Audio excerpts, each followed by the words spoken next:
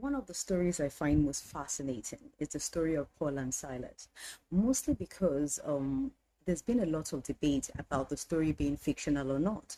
But the thing about most of the Bible stories is that they require critical thinking. Now, for those who are not familiar with that story, let's do a quick recap. So, two missionaries, Paul and Silas, they were out ministering and they encountered a slave girl. Now, what happened was this slave girl kept following them around and shouting after them, "Oh, these are men of God, these are men of God, you should listen to them, you should listen to them." Now, she was speaking the truth, but however, she was speaking through the spirit of divination. And she kept following them around. So after a while, they got irritated and casted the spirit out of her.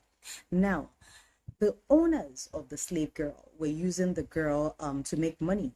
They were using her gifts, her spirit of fortune telling, a spirit of divination, to tell people about their future and everything. So they were using the girl to make money. So they got upset. So they dragged Paul and Silas to court. When they got to court, obviously they were accused and they were beaten and thrown in jail. Now, the thing is, whilst Paul and Silas were in jail, their lives had come to a halt, right? They couldn't go outside, couldn't do anything. They didn't have a life outside of the one they had behind bars, correct? So everything had come to a complete standstill. Okay. Now, have you ever come across a person that year after year, the only thing growing in their lives is their age? If these people have a job, it's a dead end job, or they don't have a job at all. If they have a business, it's not making any money, or they don't have any business at all. If they are married, they're as good as single, or they don't have a marriage at all. These people may appear to be free because they can move from point A to point B. But if you have discernment, maybe similar to that of Paul and Silas, you realize that they're bound, they're in spiritual jail. So physically, they may appear free because they can do whatever they want, go wherever they want, but their lives is at a complete standstill. They're in spiritual jail. Does that make sense? Okay. Now, there's another set of people that may seem to have everything going on well for them, but their minds cannot catch up with their reality.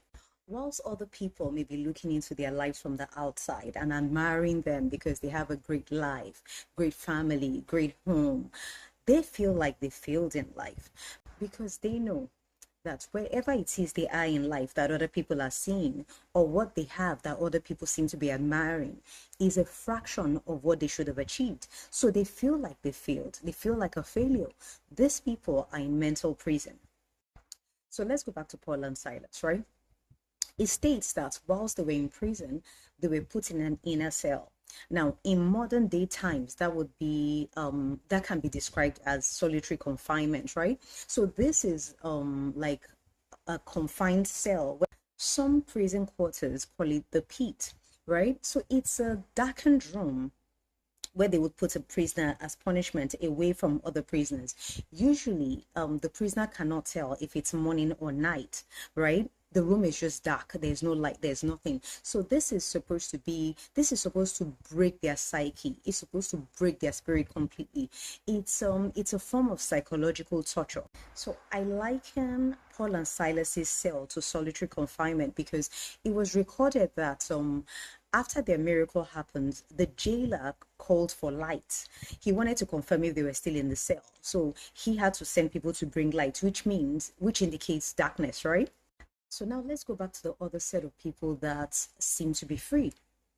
Now, what happens is that after years of stagnancy and defeat, because they get fed up of trying, nothing seems to be working. After a while, they start to lose hope, right? Their spirit is broken and they're in total darkness because they can't see the light. Nothing seems to be working for them. Same goes for the person that feels like they're backwards in life, that feels like they're failing.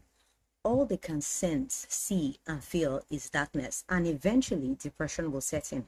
At midnight, Paul and Silas started to praise God and sing hymns.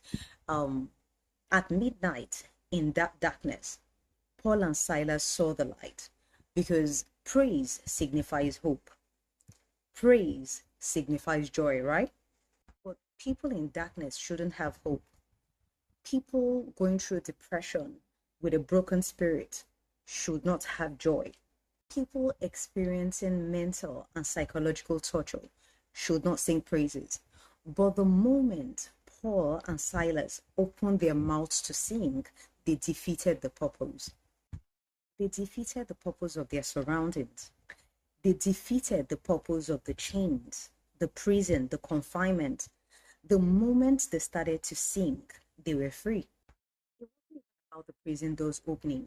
Some people are bound, but there are no doors. They were free because they had defeated the purpose. In that darkness, they saw the light. John 1, verses 5. What I'm saying is this: no matter the situation that has you bound, making you depressed, keeping you in the dark with no hope in sight, no matter how difficult it is, never lose your song. Because for as long as you can sing, despite the darkness, you have defeated the purpose. Namaste.